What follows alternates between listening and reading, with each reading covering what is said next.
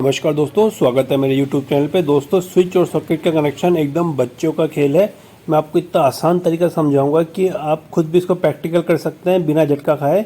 बच्चे भी इसको कर सकते हैं, जो कि हम इसमें एक बैटरी इस्तेमाल करने वाले हैं जो कि हमारे पावर सप्लाई का काम करेगी। और साधारण स्विच सॉकेट जो हमारे प्लेट में लगे होते हैं, एक बल्ब चाहिए टॉर्च का।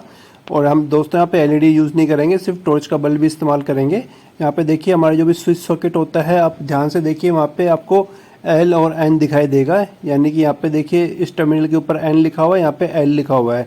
तो इस चीज़ का आपको ध्यान रखना है। यानी कि एल के अंदर लाइन और एन के ऊपर न्यूट्रल होता है, वो हमें देना होता है। जो स्विच से हमारी जो लाइन आती है वो एल पे जाती है, यानी कि लाइन पे जाती है जहाँ पे हमारा टेस्टर ग्लो करता है। और दूसरा जो होता है वो न्यूट्रल का होता है। ऊपर हमारा अर्थिंग का वायर जाएगा। यदि आपके घर के अंदर अर्थिंग है, खड्डा खोद के आपने अर्थिंग बनवा रखी है, तो आप कनेक्शन कर सकते हैं। अब देखिए दोस्तों, साधारण सिंपल सा तरीका बताऊंगा। ये देखिए एल वाली लाइन है, यानी कि हमारे यहाँ पे लाइन जाएगी। लाइन यानी कि फेज हमारा होता है वो जाएगा।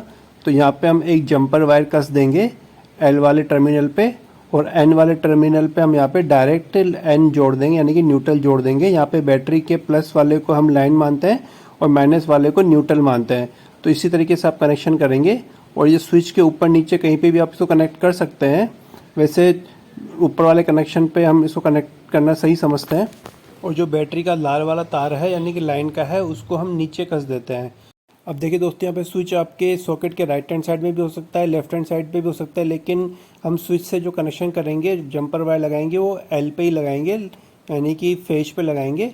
अब जो बैटरी का प्लस वाला तार है, यानी कि हम उसको अब न्यू फेज कह सकते हैं, फेज वाला लाइन है, उसको हम बैटरी के लाल वाले को स्विच के अंदर कस देंगे। अब जो हमारा न्यूट्रल बचा हुआ है, यानी कि जो ब्लैक वाला तार है, उसको हम यहाँ पे एन लिखा हुआ है न्यूट्रल, वहाँ पे इसको टाइट से कस देंगे। अब देखिए दोस्तों, जैसे आप इसको कसेंगे तो आपके लगभग के 100% कनेक्शन पूरे हो चुके हैं। अब आप सॉकेट के अंदर कुछ भी लगाएंगे तो वो ऑपरेट करेगा, यानी कि उसमें 9 वोल्ट का सप्लाई आएगा। और यहाँ पे हम सप्लाई को टेस्ट करने के लिए लोड के लिए एक छोटा टॉर्च बल्ब जलाएंगे, क्योंकि टॉर्च बल्ब के अंदर प्लस और माइनस का कुछ भी कंडीशन नहीं होती है। उसको कैसे भी आप प्लस माइनस देंगे तो वो ग्लो करती है। ये देखिए आपका सर्किट पूरा हो चुका है। काफ़ी सिंपल सर्किट है। इसी तरीके से आपके घरों के अंदर लाइन होती है, वो इसी तरह इस्तेमाल होती है। अब देखिए दोस्तों, हमने इसको सीधा कर लिया है। और सीधा करने के बाद में एक टॉर्च का जो बल्ब होता है, जिसके अंदर प्लस और माइनस का कोई महत्व नहीं होता है, तो वो हम इसमें इस्तेमाल करेंगे। अब देखिए दोस्तों, जैसे मैं इसके अंदर लगाता हूँ, लगाने के बाद में स्विच चालू करूँगा, तो हमारा जो स्विच से होती हुई सप्लाई होगी वो हमारे बल्ब तक आएगी और हमारा बल्ब ग्लो करेगा। देखिए दोस्तों, इतना आसान तरीके से मैंने आपको समझाया है। तो प्लीज़ वीडियो को ज़रूर लाइक करिएगा। और कुछ भी प्रॉब्लम आती है तो आप कमेंट्स भी कर सकते हैं। अब देखिए दोस्तों, यहाँ पे स्विच और सॉकेट का कनेक्शन अच्छी तरीके से हो चुका है।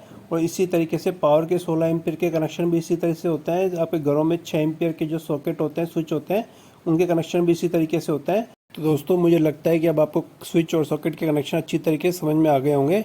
दोस्तों, आपको कुछ भी परेशानी आती है तो आप मुझे कमेंट्स करके पूछ सकते हैं। धन्यवाद।